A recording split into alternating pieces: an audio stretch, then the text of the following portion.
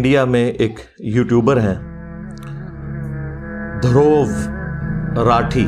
حفظہ اللہ تعالی من الجنت والناس، اللہ تعالیٰ ان کی حفاظت فرمائے اور ان کے لیے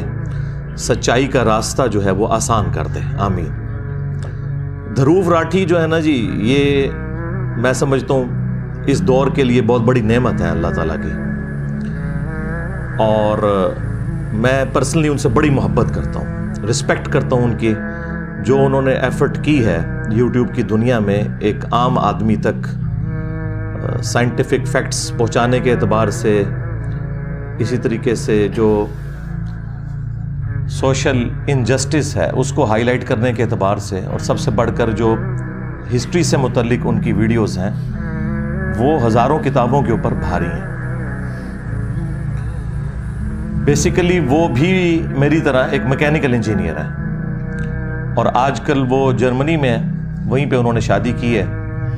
اور آپ کو پتہ ہے کہ انڈیا میں ایک بڑی کنزرویٹو قسم کی ایک خاص سوچ رکھنے والی حکومت ہے، اس کا بھی سلوک ان کے ساتھ صحیح نہیں تھا، تو وہ وہیں سے اپنی ویڈیوز بھی اپلوڈ کرتے ہیں، اور ماشاءاللہ ان کے آلموسٹ 11 ملین سے زیادہ سبسکرائبر ہو چکے ہیں، اور جس موضوع پہ بھی بولتے ہیں کمال کا بولتے ہیں، کوئی شک نہیں ہے۔ آپ ان کی جتنی بھی ویڈیوز اٹھا کے دیکھیں، خواہ وہ برمودا ٹرائنگل سے متعلق ہو، ٹائٹینک ڈوب گیا اس سے متعلق ہو، فرینچ ریولوشن سے متعلق ہو، لینڈنگ آن مون اس ٹاپک کے اوپر ہو، آلموسٹ کوئی 500 کے قریب ان کی ویڈیوز اپلوڈ ہو چکی ہوئی ہیں مختلف ٹاپکس کے اوپر، اور میرا خیال ہے کہ اردو جاننے والوں کے لیے یہ بندہ نعمت ہے کہ ان تک یہ تمام انفارمیشن ان کی نیٹو لینگویج میں پہنچ رہی ہے، اور میں تو بڑے عرصے سے ان کو دیکھتا ہوں اور ان کی ویڈیوز ریکمینڈ کرتا ہوں مختلف مواقع کے اوپر، اپنے قریبی دوستوں کو بھی ان کا تعارف کرواتا ہوں۔ آپ بھی اس ویڈیو کے بعد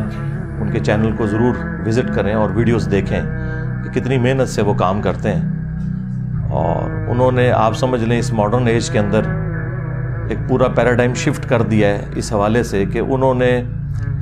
ایجوکیشن کو اپنا موضوع بنایا ہے، اور اس کے ذریعے انہوں نے اتنی ویورشپ حاصل کی ہے، اور تمام ریلیجن سے تعلق رکھنے والے لوگ جو سائنس میں دلچسپی رکھتے ہیں، ہسٹری میں دلچسپی رکھتے ہیں، وہ ان کی ویڈیوز کو بڑے شوق کے ساتھ دیکھتے ہیں، اور وہ بندہ ڈیزرو کرتا ہے جتنی انہوں نے محنت کی ہے اس حوالے سے۔ بہرحال یہ جو ابھی ریسنٹ ان کی ایک ویڈیو اپلوڈ ہوئی آلموسٹ ایک ہفتہ پہلے، وہ بھی آلموسٹ 5.3 ملین لوگ دیکھ چکے ہیں،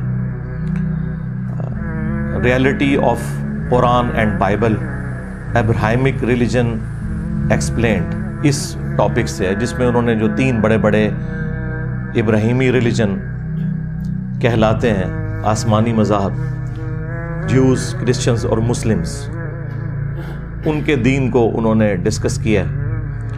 کانسیپٹ آف گاڈ کے حوالے سے، خدا کے تعارف کے حوالے سے۔ اب چونکہ یہ ٹاپک ایسا ہے کہ اس کے ساتھ انصاف کا تقاضا یہ ہے کہ آپ جس ریلیجن پہ بھی بات کر رہے ہیں، آپ اس کی جو پرائمری بکس ہیں ان سے ریفرنس کوٹ کریں گے تو پھر آپ بات ٹھیک کر سکیں گے، ادروائز آپ کسی ایک ریلیجن کو چن کے اس کی جو الہامی کتابیں ہیں ان میں سے چند ورسز اٹھا کے اسے ایکسٹراپولیٹ کریں اور باقیوں کے اوپر لگائیں، تو یہ ایک علمی طور پر زیادتی ہے۔ اس طرح کی زیادتی پہلے رچرڈ ڈاکنز نے بھی کی اپنی کتاب دا گاڈ ڈیلوژن کے اندر، کہ اس نے کرسچینٹی کو ایک سمجھ لیں سینٹرڈ کرتے ہوئے باقی تمام ریلیجنز کو اسی کھاتے میں ڈال کے اور انہیں نان سائنٹیفک بتانے کی کوشش کی۔ وہ تو خیر ایک بدنیت شخص ہے رچرڈ ڈاکنز، اس کی میں نے کئی ایک بدنیتی والی اپروچز نوٹ کی ہیں، لیکن جہاں تک یہ دھروو راٹھی کا تعلق ہے تو یہ ایک مخلص بندہ ہے، مجھے ان کی ویڈیو میں کہیں پہ بھی 2 نمبری نظر نہیں آئی، اور پرسنلی میں نے دیکھا ہے کہ وہ جو سپرسٹیشیس قسم کی چیزیں ہوتی ہیں ان کے بھی خلاف وقتاً فوقتاً بولتے ہیں، اگرچہ ان کا تعلق انڈیا سے ہے، اس کے باوجود انڈیا میں بھی جو ہندوؤں کے اندر بھی بابا حضرات موجود ہیں، ان باباؤں کو وہ بڑا ننگا کرتے ہیں۔ تو اس حوالے سے تو مجھے ایک خاص عقیدت ہے ان کے ساتھ کہ مشن ایک ہے، بابوں کو ننگا کرنا، جنہوں نے دین کے نام کے اوپر پبلک کا استحصال کیا ہے، ان سے چندے بٹورے ہیں، ان کی دنیا بھی خراب کی ہے، ان کی آخرت بھی خراب کی ہے۔ دوسرا، اس حوالے سے بھی مجھے ایک محبت ہے کہ بائی پروفیشن وہ بھی میکینیکل انجینئر ہیں، اس کے باوجود انہوں نے ایک راستہ یہ والا ایجوکیشن کا اڈاپٹ کیا۔ اور آپ میں سے کوئی شاید بعض اوقات یہ سوچتا ہو کہ ایک انجینئر کو اپنے شعبے کے ساتھ انصاف کرتے ہوئے اسی فیلڈ کے اندر کام کرنا چاہیے، تو یہ ایسا نہیں ہے۔ انجینئرنگ آپ کو ایک آپ کے اندر استعداد، جسے آپ کہتے ہیں کمپیٹنسی، پیدا کرتی ہے کہ آپ کا جو انالیسس کرنے والی جو صلاحیت ہے وہ عام لوگوں سے بڑھ کر ہو جاتی ہے۔ اس لیے آپ دیکھیں گے جتنے بھی اس قسم کے لوگ ہیں، حالانکہ مجھے نہیں پتا تھا یہ بندہ انجینئر ہے، میں نے جب اس کی ویڈیوز دیکھی نا تو میں نے تعارف بعد میں اس کا پڑھا، میں نے ویڈیوز دیکھتے ہی نا اپنے دماغ میں سوچ لیا کہ یہ بندہ مجھے لگتا ہے کہ یہ انجینئر ہے،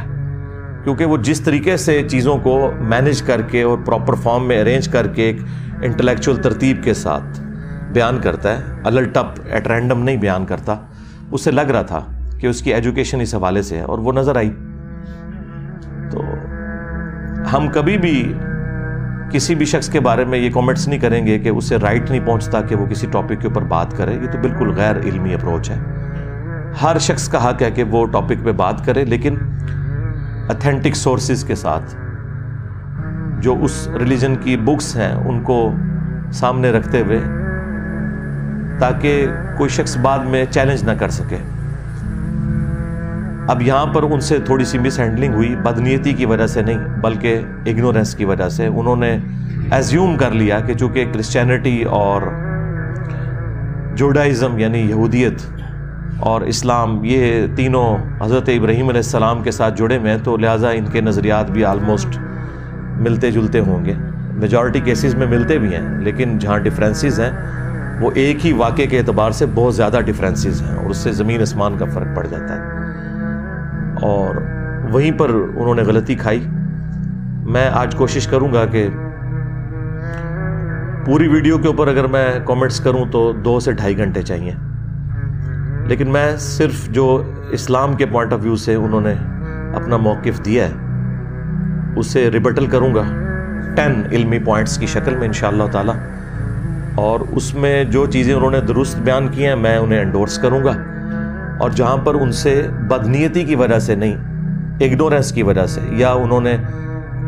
کرسچینٹی کو ہی ایک ایکسٹراپولیٹ کر کے اسلام کے کھاتے میں ڈال دیا، تو وہاں پہ میں اختلاف رائے کرتے ہوئے جو اسلام کی جو پرائمری بک ہے، ٹیکسٹ بک قرآن، انشاءاللہ اس سے کراس ریفرنسز دے کے میں ایک ایک چیز لوگوں کے سامنے انشاءاللہ تعالی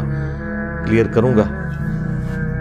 تفصیل میں جانے سے پہلے ایک دفعہ دروشی پڑھ لیں۔ اللہم صلی علی محمد وعلی آل محمد واصحاب محمد وازواج محمد وامت محمد اجمعین الی یوم الدین آمین۔ علمی پوائنٹ نمبر 1 وہ یہ ہے کہ اسلام میں جو تورات ہے یا انجیل ہے، اور ساتھ اس کے جو صحائف اور جڑے ہوئے ہیں جنہیں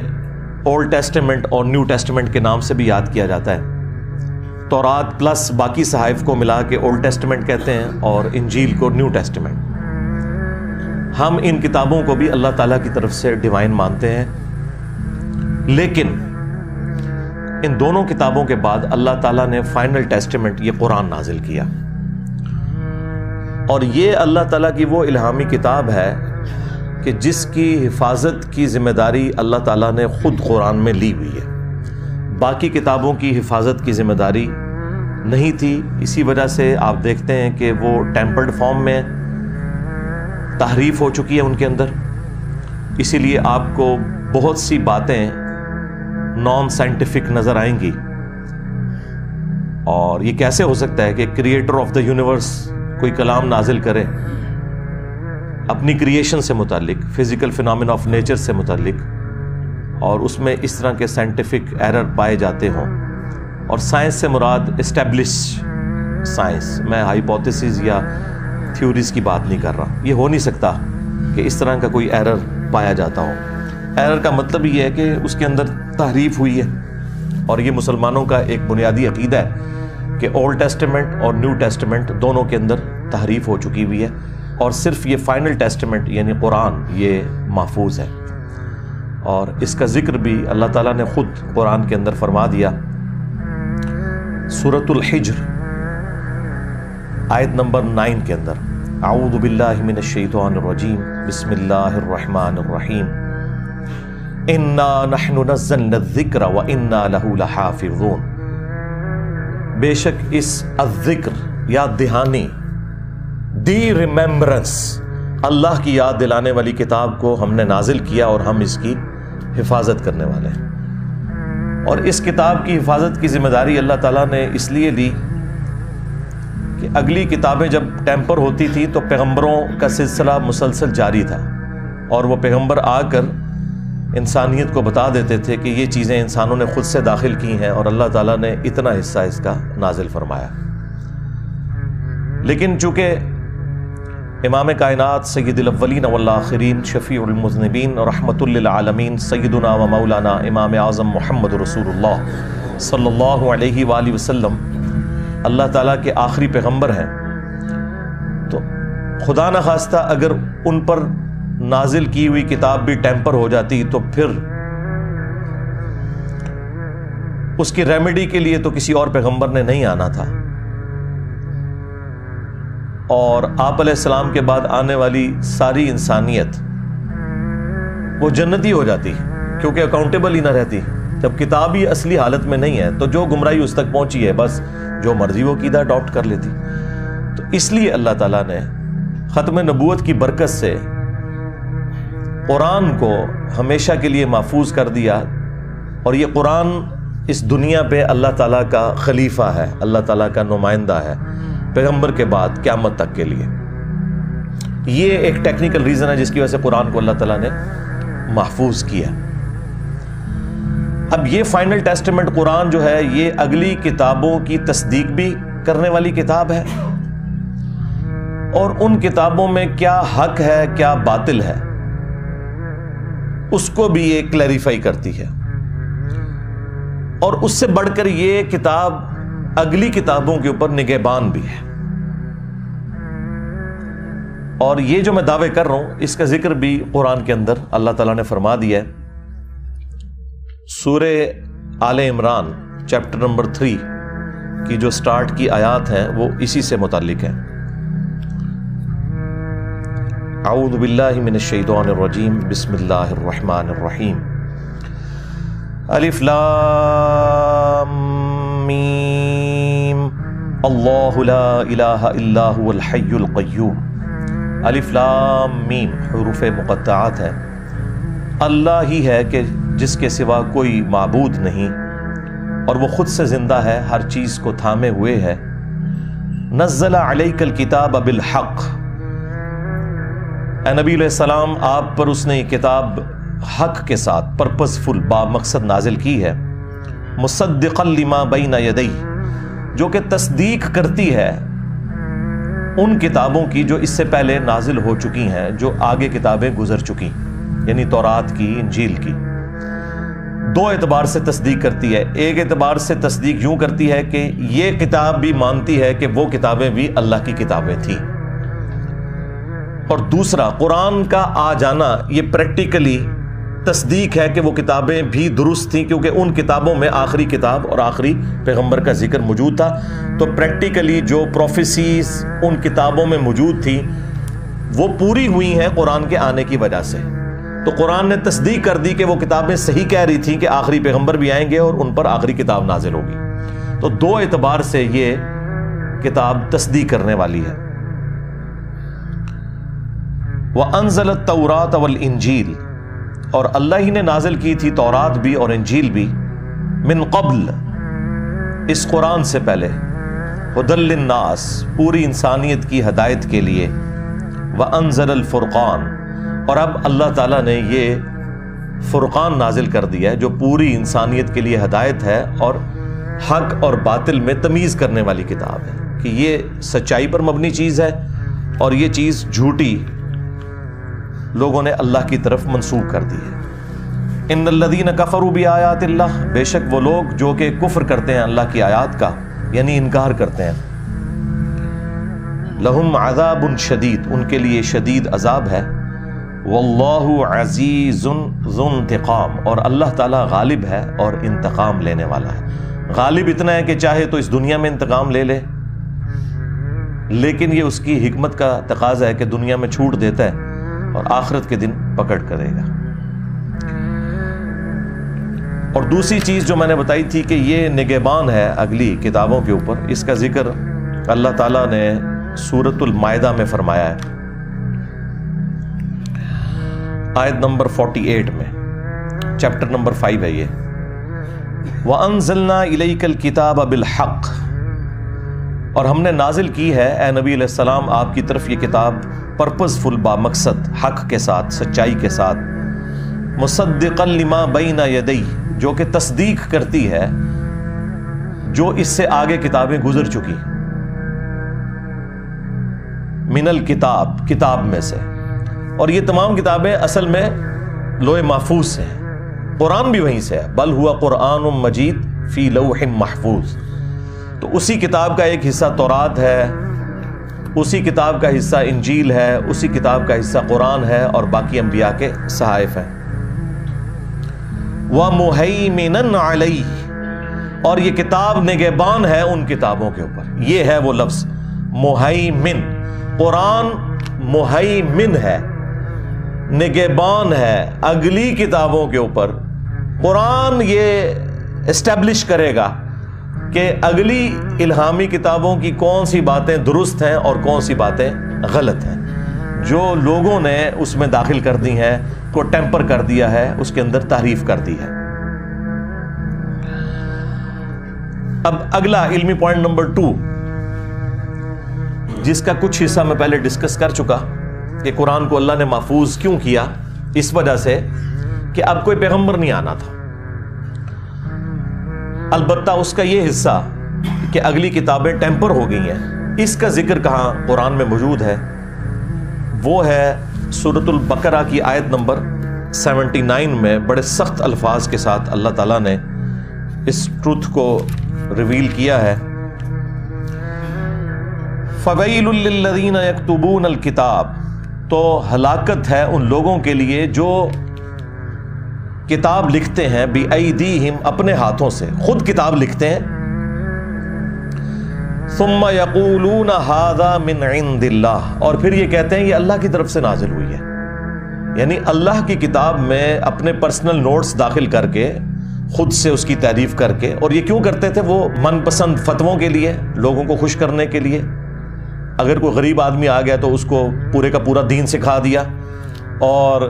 اگر کوئی اشرافیہ میں سے آ گیا اور اس کی مرضی کا اسے فتویٰ دینا ہے تو اسے خود سے تبدیل کر کے تعریف کر دی۔ لِيَشْتَرُوا بِهِ ثَمَنًا قَلِيلًا، اور اس کے ذریعے یہ دنیا کی منفعت، جو کہ قلیل منفعت ہے، دنیا کے چند ٹکوں، بلکہ آج کل تو کہنا چاہیے چند روپوں کی، چونکہ ٹکا بھی اب 2 روپے کا 1 ٹکا ہو چکا ہے، تو دنیا کی تھوڑی سی منفعت کی خاطر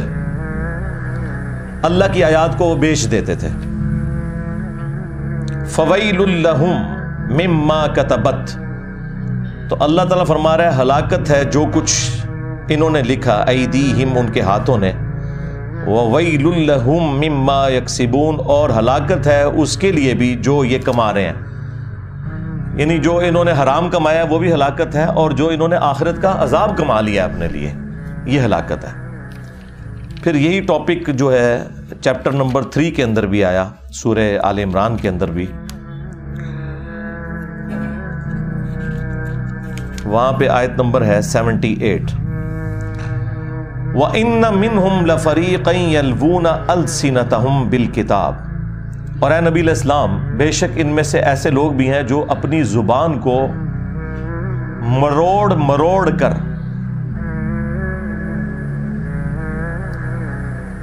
تلاوت کرتے ہیں کتاب میں سے، لِتَحْسَبُوهُ مِنَ الْكِتَابِ، تاکہ تم یہ سمجھو کہ یہ کتاب میں سے پڑھ رہے ہیں۔ آپ اکثر علماء کو نہیں دیکھتے کہ وہ عربی اشعار کو ایگزیکٹلی قرآن کے لہجے میں عین ہا کا خیال رکھتے ہوئے پڑھ رہے ہوتے ہیں، اور عام آدمی سمجھ رہا ہوتا ہے یہ قرآن پڑھ رہے ہیں، کہانیاں سنا رہے ہوتے ہیں اور لوگ سمجھ رہے ہوتے ہیں یہ قرآن و سنت سے بیان کر رہے ہیں۔ تو یہود و نصارہ کے علماء بھی یہی کیا کرتے تھے۔ وما ہوا من الکتاب، حالانکہ وہ تو کتاب میں سے ہوتا ہی نہیں ہے۔ وَيَقُولُونَ هُوَ مِنْ عِنْدِ اللَّهِ، اور یہ کہتے ہیں کہ یہ اللہ کی طرف سے نازل ہوا ہے جو ہم پڑھ رہے ہیں، اور کیسے زبانیں مروڑ مروڑ کے، ایکٹنگ کر کر کے، ٹھیک ہے۔ وَيَقُولُونَ عَلَى اللَّهِ الْكَذِبِ، اور یہ اللہ تعالیٰ کے اوپر جھوٹ باندھتے ہیں، وَهُمْ يَعْلَمُونَ، اور یہ جانتے بھی ہیں کہ یہ کیا کام ڈال رہے ہیں۔ اور یہ سیم خرابی آج کے علماء میں بھی موجود ہے، خواہ وہ جیوز میں ہوں، کرسچنز میں ہوں، مسلمز میں ہوں، کہ وہ لوگوں کو بتاتے ہیں قرآن و حدیث میں یہ لکھا ہوا ہے، الہامی کتابوں میں یہ لکھا ہوا ہے، لیکن وہ ان کتابوں میں نہیں ہوتا، جھوٹ منسوب کرتے ہیں وہ، اور ایکٹنگ ایسی کرتے ہیں۔ بلکہ ہمارے تو اب اس ماڈرن ایج کے اندر تو یہ ورژن آگے جا چکا ہے، پہلے تو صرف زبان کو مروڑتے تھے نا وہ،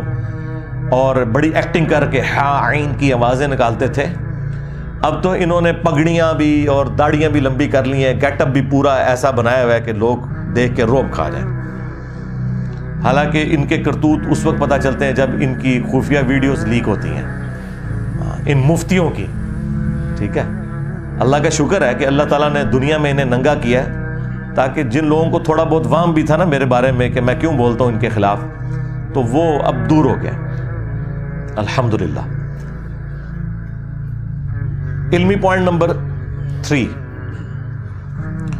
دھروو راٹھی بھائی نے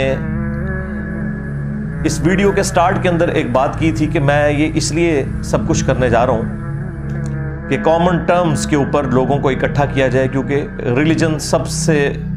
پوٹنٹ جذبہ ہے جس کی بنیاد کے اوپر لوگ ایکسپلائٹ کرتے ہیں معاملات کو، اور یہ جتنے بھی مذہبی قسم کے ڈومیننٹ لوگ ہیں جو پیشوا بنے ہوئے ہیں وہ مس یوز کرتے ہیں اس جذبے کو، لہٰذا ہارمنی پیدا کرنے کے لیے کامن ٹرمز کے اوپر لوگوں کو اکٹھا کیا جائے۔ تو یہ بات ان کی بالکل درست ہے، سیم بات قرآن حکیم میں بھی اللہ تعالیٰ نے بیان فرمائی ہے، چیپٹر نمبر 3 میں سورہ آل عمران کے اندر، قُلْ يَا أَهْلَ الْكِتَابِ تَعَالَوْا إِلَىٰ كَلِمَةٍ سَوَاءٍ بَيْنَنَا وَبَيْنَكُمْ أَلَّا نَعْبُدَ إِلَّا اللَّهَ، آؤ اے اہل کتاب، جیوز اور کرسچنز، آؤ مسلمانوں کے ساتھ ہم سب کے سب اس ایک بات پر اکٹھے ہو جاتے ہیں جو تم میں اور ہم میں کامن ہے، اور وہ یہ ہے کہ مت پوجیں کسی کو سوائے اللہ کے، اور آپس میں ایک دوسرے کو ایک دوسرے کا رب نہ مان لیں، یعنی پیغمبروں کو رب نہ مان لیں۔ سپیشی کے اعتبار سے پیغمبر بھی تو انسان ہے، ہم میں سے ہی ہیں، مرتبے کی بات نہیں ہو رہی، مرتبے میں کوئی ان کو نہیں پہنچ سکتا، تو ان پیغمبروں کے بارے میں ہم ڈیوینٹی کلیم نہ کریں، ہم اللہ تعالیٰ کو اپنا رب مانیں۔ اگر یہ ایمان لے آتے ہیں تو درست، ادروائز تم اعلان فرما دو کہ ہم تو سر تسلیم ہم کرتے ہیں اپنے رب کے حضور، ہم اس ایک خدا کے ماننے والے ہیں، اور ہم گواہی دیتے ہیں کہ اس کائنات کا معبود، کریٹر ایک ہی ہے۔ علمی پوائنٹ نمبر 4، دھروو راٹھی نے اس میں یہ بھی بات کی کہ میں اپنی پوری ویڈیو کے اندر جہاں کہیں بھی گاڈ کا لفظ یوز کروں یا خدا کا لفظ یوز کروں یا بھگوان کا لفظ استعمال کروں یا اللہ کا لفظ استعمال کروں، تو یہ سب کے سب الفاظ ایک ہی ہستی کی طرف اشارہ کریں گے، کیونکہ یہ ایک ہی ہستی کے مختلف نام ہے مختلف ریلیجنز کے اندر۔ بالکل میں اس کو سیکنڈ کروں گا، ہمیں بھی کوئی آر نہیں ہے نام آپ کوئی بھی اچھا اللہ کی طرف جو اس ریلیجن میں یا اس زبان کے اندر سب سے سپرلیٹو ڈگری ہے وہ آپ خدا کی طرف منسوب کر سکتے ہیں.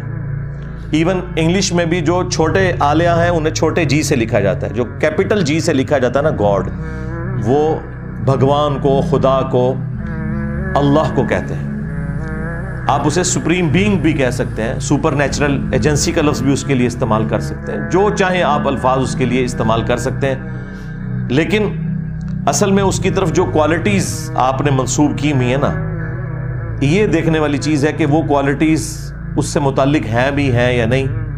البتہ نام استعمال کرنے میں کوئی آر نہیں ہے, تو یہ بات ان کی بالکل درست ہے اور ہم اسے سیکنڈ کرتے ہیں. علمی پوائنٹ نمبر 5, یہ بات بھی انہوں نے صحیح بیان کی کہ تمام ریلیجنز کے اندر جہاد اور قتال یعنی لڑائی کرنا, جنگ کرنا, حق کو اسٹیبلش کرنے کے لیے, جھوٹ کو مٹانے کے لیے, انسانیت کو استحصالی نظام سے باہر نکالنے کے لیے, دہشت گردی کو ختم کرنے کے لیے, انصاف کا نظام قائم کرنے کے لیے, یہ جتنے بھی الفاظ استعمال کیے جاتے ہیں اس کے لیے جنگ کرنا یہ بالکل درست ہے. اور اس جنگ سے مراد قطعاً یہ نہیں ہوتا کہ آپ نے دوسرے ریلیجن کے ماننے والے لوگوں کو دنیا سے ختم کر دینا ہے اور ان کے پاس کوئی دنیا میں رہنے کا حق موجود نہیں ہے. اور اس میں اکثر ہندوؤں کی جانب سے اور کرسچنز کی جانب سے قرآن حکیم کی ایک آیت آؤٹ آف کانٹیکسٹ پیش کی جاتی ہے, سورہ التوبہ کی آیت نمبر 5, وہ انہوں نے کوٹ کی اپنی اس ویڈیو کے اندر کہ یہ آؤٹ آف کانٹیکسٹ ہے کہ جہاں کہیں مشرک پاؤ اسے قتل کر دو. تو انہوں نے بھی بتایا کہ یہ ایک ٹریٹی سے ریلیٹڈ تھا اس زمانے کے لیے, وہ ایک معاہدہ تھا مسلمانوں اور کافروں کے درمیان جو کافروں نے توڑ دیا اور مسلمانوں کو قتل کیا. ان کافروں کے لیے اللہ نے فرمایا تھا کہ یہ جہاں بھی نظر آئیں اب ان کو آپ نے قتل کرنا ہے اس بدلے کے طور پر, نہ کہ دنیا میں جتنے کافر ہیں وہ آپ نے ختم کر دینا ہے. یہ بات بالکل ٹھیک کی کہ ایسی کوئی بات قرآن میں نہیں لکھی ہوئی, بلکہ قرآن میں تو اس سے اگلا ورژن موجود ہے. سورۃ البقرہ کی آیت نمبر 256 چیپٹر نمبر 2 ہے یہ, لا اکراہ فی الدین قد تبین الرشد من الغی. دین قبول کرنے کے بارے میں کوئی جبر نہیں ہے. اللہ تعالیٰ نے ہدایت کو گمراہی سے الگ کر کے بیان کر دیا. یعنی یہ زبردستی نہیں ہے کہ آپ نے یہ ریلیجن قبول کرنا ہے, بلکہ اللہ تعالیٰ نے حق اور باطل کو واضح کر دیا. جس کی مرضی حق کا راستہ اختیار کرے, جس کی مرضی باطل کا راستہ. اور دنیا میں اللہ تعالیٰ اسے رہنے کے لیے اسباب بھی پرووائڈ کرے گا. البتہ آخرت پھر صرف ان لوگوں کے لیے ہوگی جو اللہ کے تابع فرمان ہوں گے. تمام انبیاء کی دعوت کا مقدمہ اسی کے اوپر قائم ہے. انا ہدیناہ السبیل اما شاکرا و اما کفورا. ہم نے ہدایت کا راستہ واضح کر دیا ہے, چاہے تو شکر گزاری کی روش اختیار کرو, خواہ نہ شکری کی روش اختیار کرو. دین قبول کرنے کے اعتبار سے کسی کے اوپر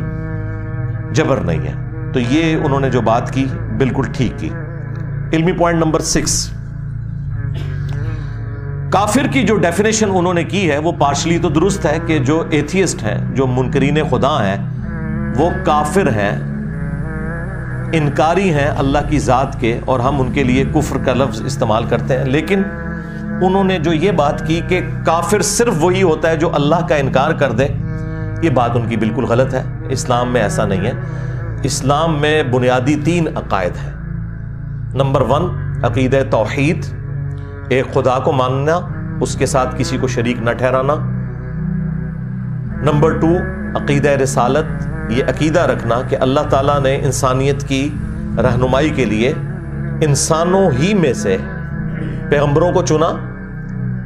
اور وہ پیغمبر خدا نہیں تھے, نہ خدا کے بیٹے تھے, بلکہ صرف وہ خدا کے ریپریزنٹیٹو تھے, انسان ہی تھے, اور ان کے ذریعے انسانیت کو اللہ تعالیٰ نے اپنی تعلیمات سکھائی. اور عقیدہ نمبر 3 ہے عقیدہ آخرت, کہ آپ جو کچھ بھی دنیا میں کرتے ہیں مرنے کے بعد اللہ تعالیٰ آپ کو دوبارہ زندہ کرے گا, اور آن دا ڈے آف ججمنٹ, قیامت کے دن آپ اکاؤنٹیبل ہیں, جواب دہ ہیں اللہ تعالیٰ کی بارگاہ میں ان تمام اعمال کا جو دنیا میں آپ نے کیے, خواہ وہ حقوق اللہ سے متعلق ہوں یا حقوق العباد. یعنی اللہ تعالیٰ کے حق ہوں یا اللہ کے بندوں کے حق، اگر آپ نے ان کے ساتھ نیکی کی ہے تو اللہ تعالیٰ آپ کو انعام دے گا، اور اگر برائی کی ہے تو اس کی آپ سزا پائیں گے. اور یہ تمام ریلیجنز کے اندر یہ کامن چیز ہے. ان تینوں عقیدوں میں سے کسی ایک کا بھی انکار کر دیں تو کافر ہے. صرف خدا کا انکار کفر نہیں ہے، بلکہ ان تینوں عقائد میں سے کسی ایک چیز کا انکار کر دینا بھی کفر ہے. اصل میں وہ یہ ایک کامن ٹرمز کے پوائنٹ آف ویو سے بات کرنا چاہ رہے تھے، اس کی وجہ سے وہ آپ سمجھ لیں ایک تھوڑا ٹریک سے ہٹ گئے کہ بت پرستی کا جو دین ہے اس کو ماننے والا بھی کوئی کافر نہیں ہوگا، کیونکہ وہ پیچھے تو ایک ہی خدا کو مان رہے ہیں. تو چونکہ ان کا اوورآل نظریہ ایک خدا کو ماننے کا ہے، لہٰذا وہ کافر نہیں ہے. تو اسلام میں ایسا نہیں ہے. اسلام میں بت پرستی جو ہے یہ کفر اور شرک ہے، اور یہ ایگریڈ اپان ہے. آج میں جتنی بھی گفتگو کر رہا ہوں ان میں سے کوئی ایک بات بھی ایسی نہیں ہے جو مسلمانوں کا کوئی ایک فرقہ اس کا ڈینائل کرتا ہو. یہ وہ عقائد ہیں کہ جو ایگریڈ اپان ہے، چونکہ قرآن کے اندر لکھے ہوئے ہیں. تو کسی بھی دنیا کے مسلمان مکتب فکر کا ایسا عقیدہ نہیں ہے کہ بت پرستی کا ماننے والا جو ہے وہ کافر نہیں ہے، یا وہ جیوز اور کرسچنز جو خدا کے لیے بیٹا تجویز کرتے ہیں، اس کی اولاد تجویز کرتے ہیں، وہ کافر نہیں ہے. وہ کافر ہی مانتے ہیں. اور قرآن حکیم اپنے اس مقدمے کے اندر بالکل واضح ہے. اس حوالے سے انہوں نے ایک آیت کوٹ کی جو اکثر نان مسلمز جو ہیں وہ اپنی اگنورنس کی وجہ سے غلط کوٹ کرتے ہیں، اور بعض اوقات مسلمانوں میں سے بھی لوگ کوٹ کرتے ہیں. یہ آیت جو ہے وہ سورۃ البقرہ کی آیت نمبر 62 ہے. بڑی مشہور آیت ہے، اکثر آپ نے مختلف لوگوں سے سنی ہوگی. میں نے اس کے اوپر کافی دفعہ گفتگو کی ہے، اور میری تفصیلی ویڈیو اس کے اوپر ریکارڈڈ موجود ہے. کیا یہودی اور عیسائی بھی جنت میں جائیں گے؟ ان الذین آمنوا والذین ہادوا، بے شک جو لوگ ایمان لائے یعنی جو مسلمان ہیں اور جو یہودی ہیں، والنصارى اور جو نصرانی ہیں کرسچنز، والصابئین اور جو صابی ہیں. یہ صابی عموماً لوگ سمجھتے ہیں اس سے مراد ستارہ پرست ہیں، ایسا نہیں ہے. صابی دین ابراہیمی کے ماننے والے لوگ تھے. من آمن باللہ، ان میں سے جو بھی ایمان لے آئے اللہ پر، والیوم الآخر اور آخرت کے دن پر، وعمل صالحا اور نیک اعمال کرے،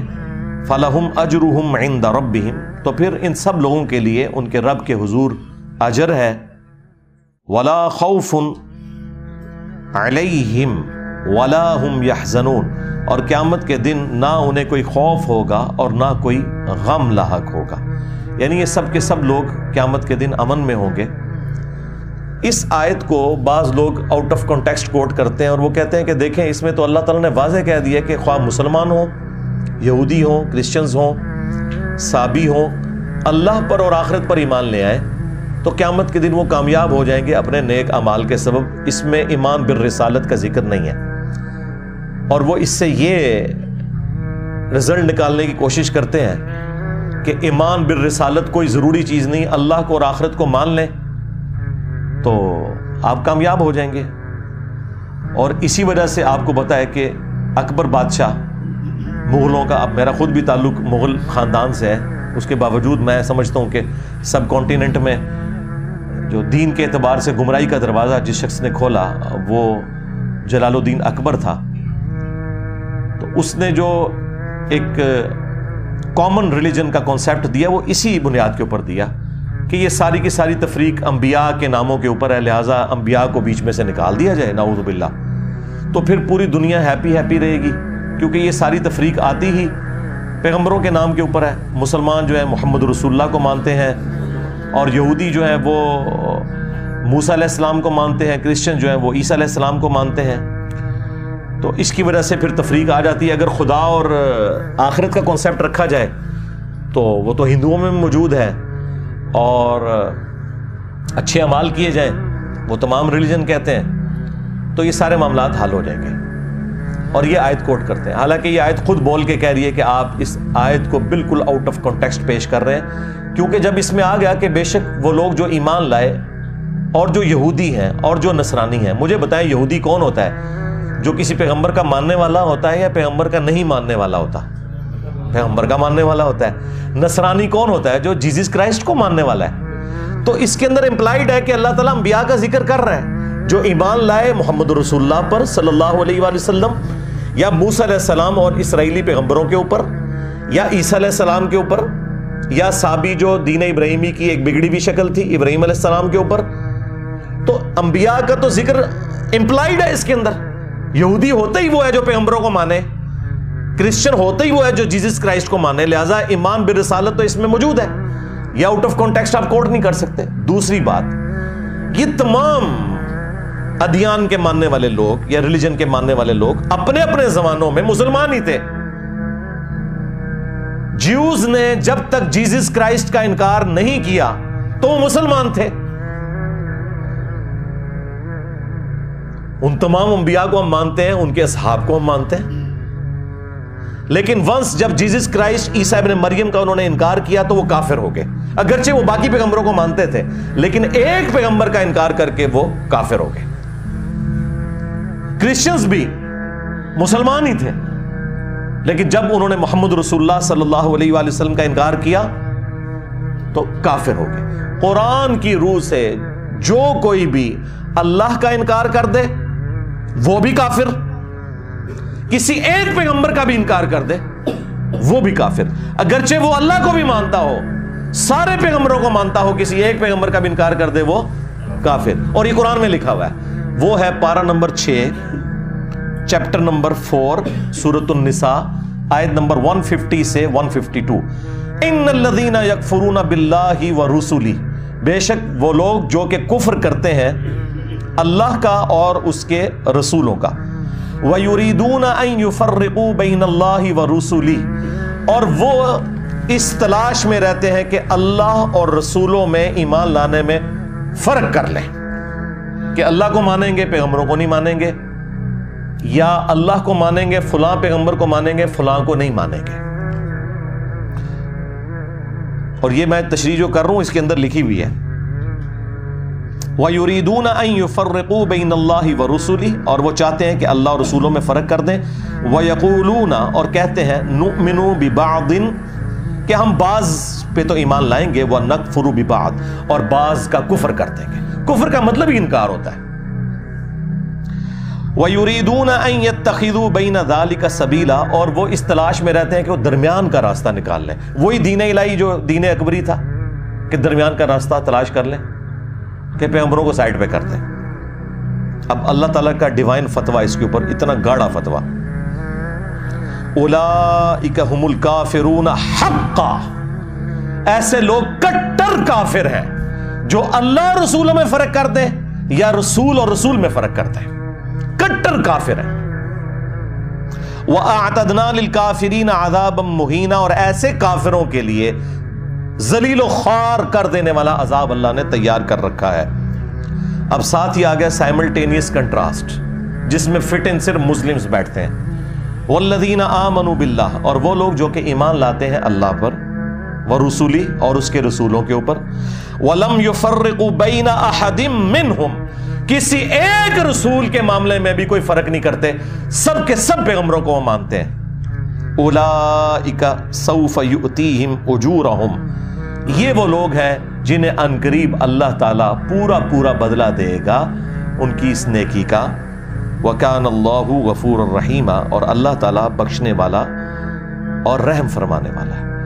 اب یہ جو آیات ہیں، آیت نمبر 150 سے 152 چیپٹر نمبر 4 سورۃ النساء کی، یہ واضح ثبوت ہے کہ کسی ایک پیغمبر کا انکار کرنے والا بھی کافر ہے۔ ہم مسلمانوں کے نزدیک جیزس کرائسٹ عیسیٰ ابن مریم کا کفر کرنا، ان کا انکار کرنا بھی اتنا ہی بڑا کفر ہے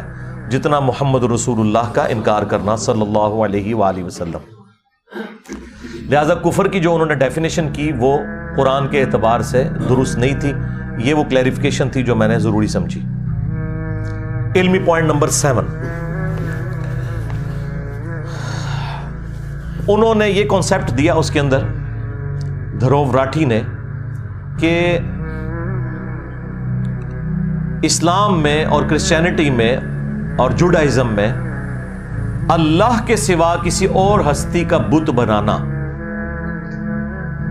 یہ کفر ہے، یہ حرام ہے۔ ہاں خدا کا اگر بت بنایا جائے تو یہ جائز ہے۔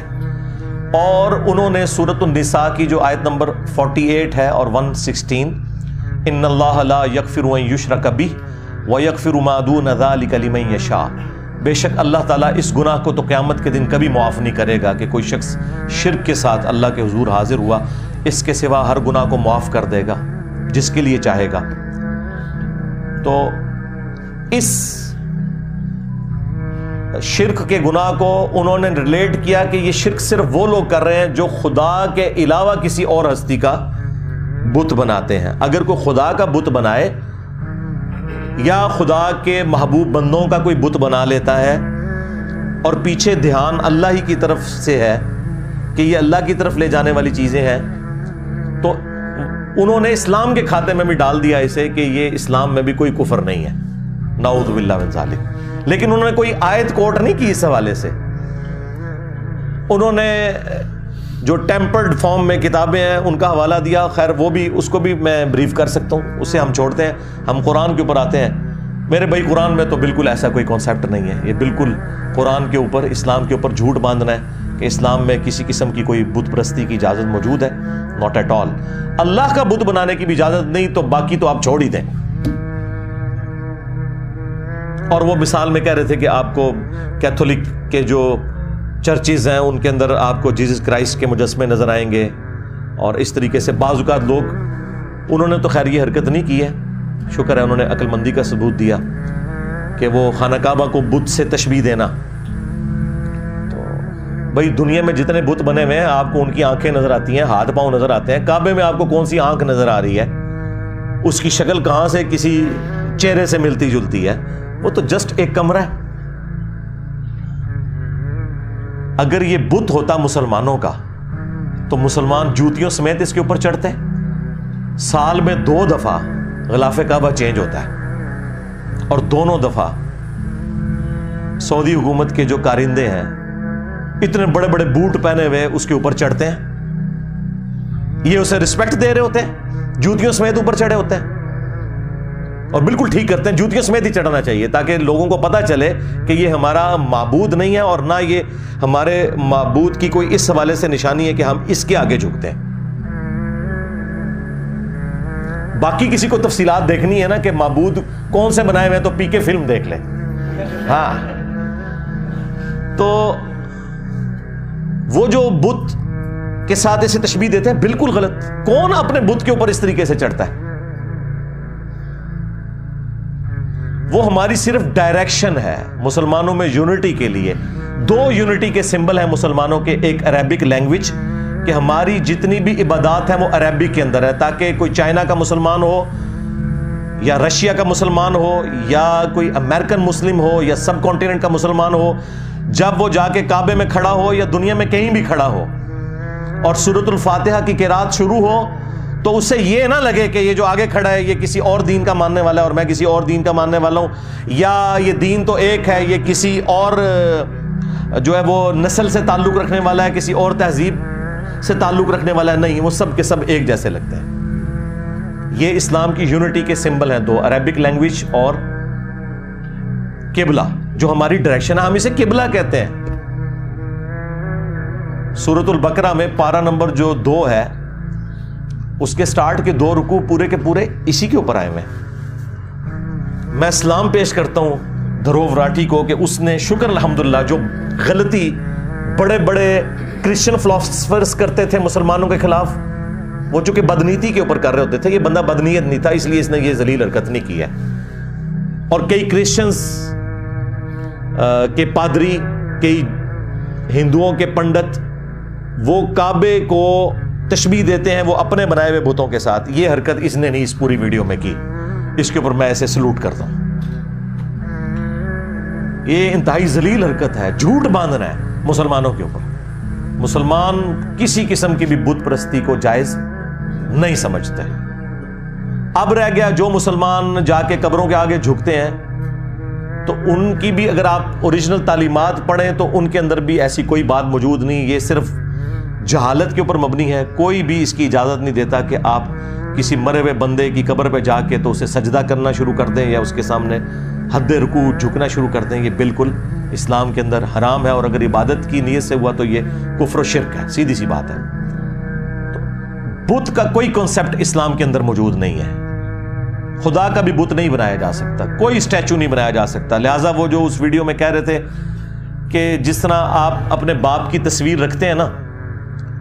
تو آپ اس تصویر کے پیچھے جو ہستی ہے اس سے اپنی عقیدت کا اظہار کر رہے ہوتے ہیں, اس تصویر سے آپ کا لینا دینا کوئی نہیں ہوتا.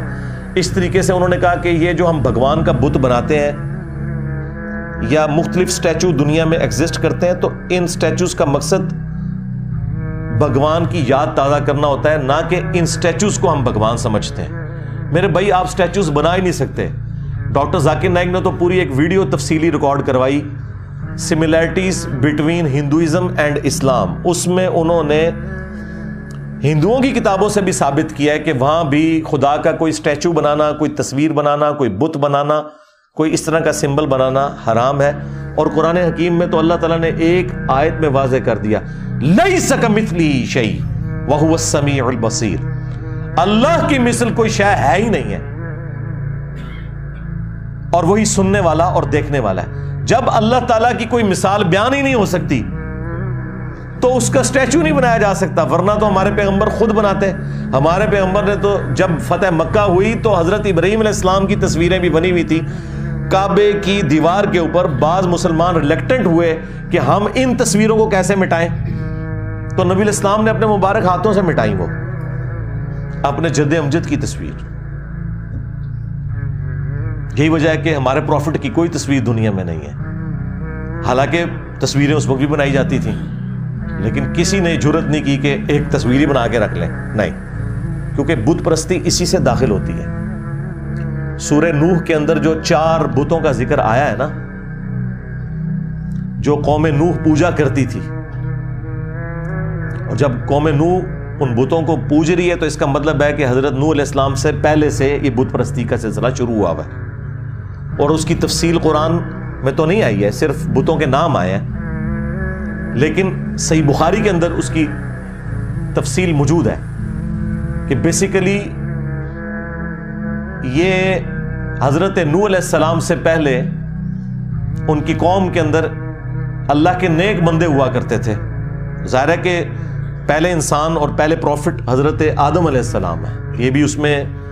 انہوں نے کہا کہ جی حضرت آدم علیہ السلام کو مسلمان پیغمبر مانتے ہیں, جوز اور کرسچنز جو ہیں وہ حضرت ابراہیم علیہ السلام سے سٹارٹ لیتے ہیں یا نوح علیہ السلام سے سٹارٹ لیتے ہیں. تو یہ کنسنسس حضرت آدم علیہ السلام ہی پہلے انسان ہیں اور وہ پہلے پیغمبر بھی ہیں. ان کی نسل ہی میں جب بت پرستی شروع ہوئی تو وہ ایسے شروع ہوئی, صحیح بخاری میں آتا ہے کہ کچھ نیک لوگ عبادت کیا کرتے تھے, ان کے مرنے کے بعد لوگوں نے کہا کہ ہم بھی اپنے اندر عبادت کا جذبہ پیدا کرنے کے لیے نا, جہاں پہ بیٹھ کے وہ عبادت کرتے تھے وہاں پہ انہوں نے وہ 5 نشانیاں پتھروں کے طور پر رکھ لی کہ ان کو دیکھ کے ہمارے اندر بھی موٹیویشن پیدا ہوگی. پھر آہستہ آہستہ وہ بت کی شکل اختیار کر گئے اور لوگوں نے انہی کو پوجنا شروع کر دیا, اور وہی کانسیپٹ کے پیچھے تو خدا ہی ہے. تو اس طریقے سے بت پرستی سٹارٹ ہوئی. آج بھی آپ کو جو لوگ جاہل لوگ ہیں وہ کہتے ہیں ہم مزارات کے اوپر اس لیے جاتے ہیں کہ تاکہ ہم وہاں جا کے ان نیک بندوں کو یاد کریں کہ انہوں نے کیسے اللہ کو خوش کیا تھا, تو پھر اس سے ہمیں موٹیویشن ملے گی. جی آپ کے بڑے بھی یہی کچھ کرتے تھے, انہوں نے بھی ایسے ہی سٹارٹ لیا تھا کہ یہاں اللہ کے نیک بندے, یہاں پہ بھی آپ دیکھ رہے ہیں انہوں نے چلا کٹے ہے جی. سیم چیز بخاری کے اندر موجود ہے. ان 5 بتوں کا سلسلہ پھر شروع ہوا, اور قرآن حکیم اس حوالے سے اتنا سینسٹیو ہے بت پرستی کے حوالے سے کہ اللہ تعالیٰ نے سورۃ الحج کی آیت نمبر 30 میں, چیپٹر نمبر یہ 22 ہے, فرمایا کہ بتوں کی گندگی سے بچو. اس سے گند کہا ہے, نجس, غلاظت کہا ہے بتوں کی. پھر اللہ تعالیٰ نے سورہ الزمر کی آیت نمبر 3 میں کہا کہ یہ لوگ ان بتوں کی عبادت اس لیے کرتے ہیں کہ یہ کہتے ہیں کہ یہ ہمیں اللہ کے نزدیک کر دیں گے, پیچھے اللہ ہی ہے. تو اللہ تعالیٰ نے اسے بھی کنڈیم کیا کہ یہ بالکل صراحتاً کفر ہے. اور سورہ یونس میں تو اللہ تعالیٰ نے کہا کہ تم وہ بات کر رہے ہو جو اللہ کے بھی علم میں نہیں ہے زمین و آسمان میں، کہ اللہ نے کوئی اپنا نائب مقرر کیا اس حوالے سے کہ اس کے ذریعے تم اللہ تک پہنچو گے۔ اور پھر سورۃ الاعراف میں تو اللہ تعالیٰ نے جتنی تفصیل کے ساتھ اس کو ذکر کیا ہے، اللہ نے کہا کہ یہ جو تم نے بت بنائے ہوئے ہیں یہ تو تمہاری طرح اللہ کی مخلوق ہے۔ اور پھر اللہ تعالیٰ نے اس کو مزید سمجھایا کہ کیا ان کے پاؤں ہیں جس سے یہ چلتے ہیں، کیا ان کے ہاتھ ہیں جن سے یہ پکڑتے ہیں؟ ہاتھ تو ہیں لیکن پکڑتے تو کوئی نہیں نا۔ باقی تفصیلات کے لیے پی کے فلم دیکھ لیں۔ کیا ان کی آنکھیں ہیں جس سے یہ دیکھتے ہیں؟ کیا ان کے کان ہیں جس سے یہ سنتے ہیں؟ اللہ نے ایک ایک عضو کا ذکر کیا اور انسانیت کو آر دلائی اس حوالے سے، وہ انسانیت جو شرک میں ڈوبی ہوئی ہے، کہ تم ان سے بہتر ہو، کہ تم چل پھر سکتے ہو، پکڑ سکتے ہو، سن سکتے ہو، لیکن یہ وہ بت ہیں جن کے اندر یہ کچھ بھی نہیں ہے۔ اور پھر جو اس کو اپنے ایپیکس کے اوپر پہنچایا وہ ہمارے ابا جی نے پہنچایا، حضرت ابراہیم علیہ السلام نے۔ وہ انشاءاللہ میں بعد میں اگلے پوائنٹس کے اندر ان کا ذکر کروں گا، چونکہ اس ویڈیو میں انہوں نے ان کا ذکر بھی کیا۔ تو اسلام میں کسی قسم کی کوئی قبر پرستی، بت پرستی کسی بھی حوالے سے نہیں ہے۔ اچھا، یہاں پر ضمناً میں وہ بھی کور کر دوں جو انہوں نے تابوت سکینہ کا ذکر کیا، اور انجیل سے انہوں نے ورسز کو کوٹ کیا کہ وہ تابوت سکینہ بھی اللہ تعالیٰ کی طرف دھیان لانے کے لیے ایک چیز تھی، اور وہ اس کو انہوں نے ریلیٹ کیا بت پرستی کے ساتھ، حالانکہ ایسا کوئی کانسیپٹ نہ انجیل کے اندر اس طریقے سے موجود ہے، اور قرآن کے اندر تو اللہ تعالیٰ نے تابوت سکینہ کا ذکر چیپٹر نمبر 2 میں سورۃ البقرہ کے اندر کیا ہے، 248 نمبر آیت کے اندر۔ وہ تو جسٹ ایک باکس تھا جس کے اندر حضرت موسیٰ علیہ السلام کی کچھ نشانیاں تھیں، ان کا عصا تھا، ان کے کپڑے تھے، اس طرح کی چیزیں، جو بنی اسرائیل کا یہ عقیدہ تھا کہ اس کی برکت سے اللہ تعالیٰ ہم پر رحم فرماتا ہے۔ بنی اسرائیل کوئی تابوت سکینہ کے سامنے جھکتے نہیں تھے، اس کی عبادت نہیں کرتے تھے، وہ برکت کے طور پر اپنے ساتھ رکھا کرتے تھے۔ جس طرح خانہ کعبہ کی دیوار میں بھی ایک پتھر نصب ہے جسے ہم حجر اسود کہتے ہیں، اور اسے چوما جاتا ہے، اور بخاری اور مسلم دونوں میں حدیث موجود ہے کہ حضرت عمر فاروق رضی اللہ تعالیٰ عنہ جب اسے چومنے لگے تو انہوں نے ساتھ ایک جملہ بولا کہ تو ایک پتھر ہی تو ہے حجر اسود، نہ کسی کو نفع دے سکتا ہے نہ نقصان، میں صرف اس لیے چوم رہا ہوں کہ نبی صلی اللہ علیہ وآلہ وسلم نے تجھے چوما تھا، بس یہ عقیدہ ہے۔ بعض لوگوں نے اس کے آگے ایک وہ کہانی جوڑی ہے کہ مولا علی علیہ السلام نے کہا کہ یہ نفع بھی دیتا ہے نقصان بھی دیتا ہے، وہ روایت المستدرک للحاکم میں ہے، اور گھڑی بھی روایت ہے، اس میں ابو ہارون کذاب جھوٹا راوی ہے، لیکن اگر اس کی بھی کوئی تعویل کرتا ہے تو وہ اس اعتبار سے ہے جو جامع ترمذی کے اندر موجود ہے کہ یہ جنتی یاقوت تھا، اور لوگوں کے گناہوں کی نحوست کی وجہ سے یہ بلیک ہو گیا، اور جو لوگ بھی وہاں اسے چومتے ہیں قیامت کے دن اللہ کے حضور وہ گواہی دے گا لوگوں کی نیکی کی، بس اس سے زیادہ کوئی ذکر موجود نہیں ہے کہ وہ کسی کو نفع نقصان دے سکتا ہے۔ تو گواہی کیا صرف حجر اسود دے گا؟ اس پلانٹ ارتھ پہ ہر وہ حصہ زمین کا جس پہ آپ نماز پڑھتے ہیں، اللہ کی یاد کرتے ہیں، یا آپ نے کسی انسان کے ساتھ نیکی کی ہوئی ہے، وہ ہر چیز قیامت کے دن آپ کے اعمال کی گواہی دے گی۔ یہ کوئی حجر اسود کی خصوصیت نہیں ہے صرف، لہٰذا اس طرح کے پتھروں کے کانسیپٹ نکالنا اور یہ اس طریقے کے نگینے بھی پہننا یہ حقیق ہے اور یہ فلاں کر دیتا ہے، بھائی جو جنت کا یاقوت ہے حجر اسود وہ کسی کو نفع نقصان نہیں دے سکتا، تو دنیا کے تو پتھر شاہی کوئی نہیں۔ ہاں، اگر اللہ کا جنت سے بھیجا ہوا پتھر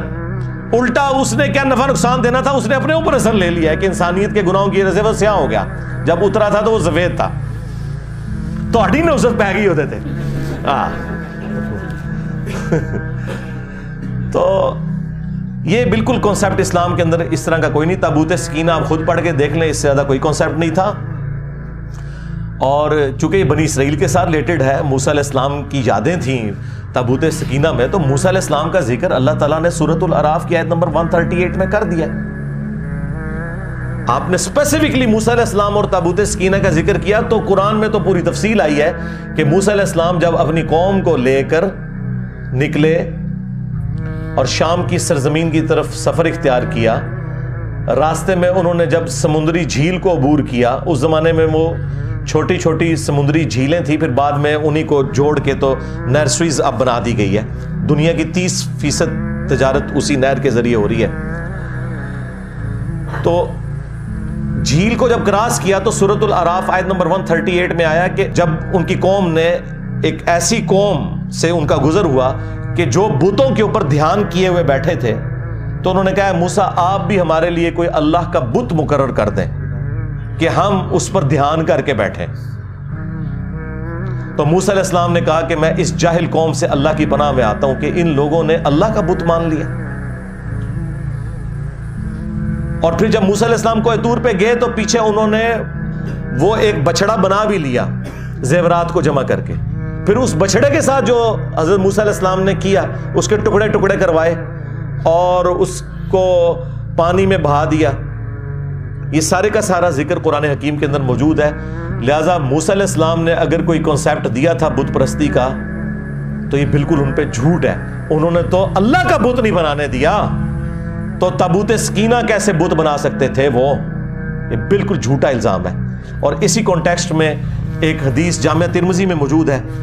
کہ ہمارے محبوب علیہ السلام کے چند اصحاب آپ کے ساتھ تھے. غزوہ حنین کے موقع پر ایک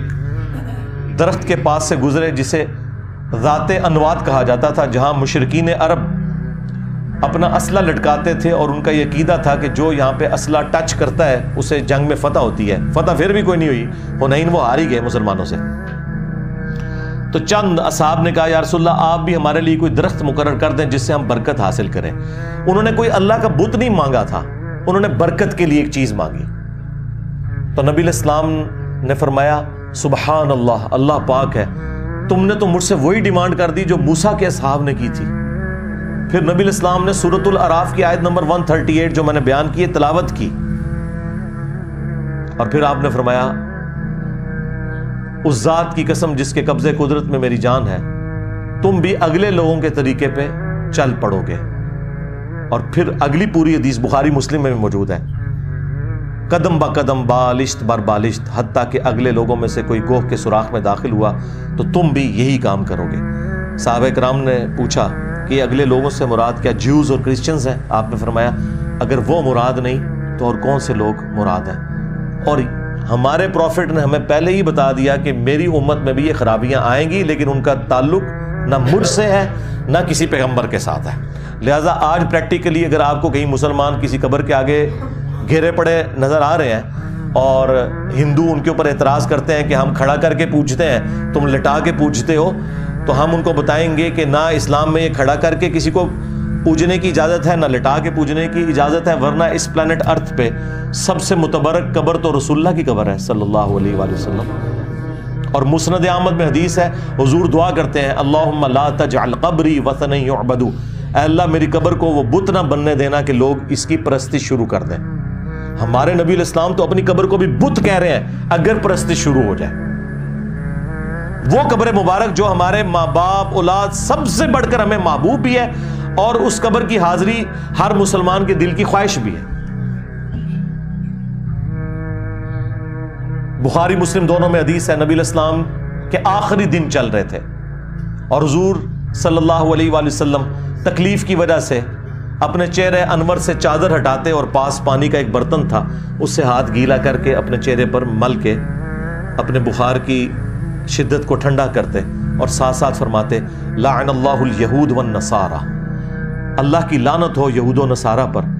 اتخذوا قبور انبیائہم مساجدا، انہوں نے اپنے انبیاء کی قبروں کو سجدہ گاہ بنا لیا تھا. اور ہماری ماں سیدہ عائشہ سلام اللہ علیہا کے الفاظ ہیں کہ اگر ہمیں یہ خطرہ نہ ہوتا کہ لوگ رسول اللہ کی قبر پہ سجدے شروع کر دیں گے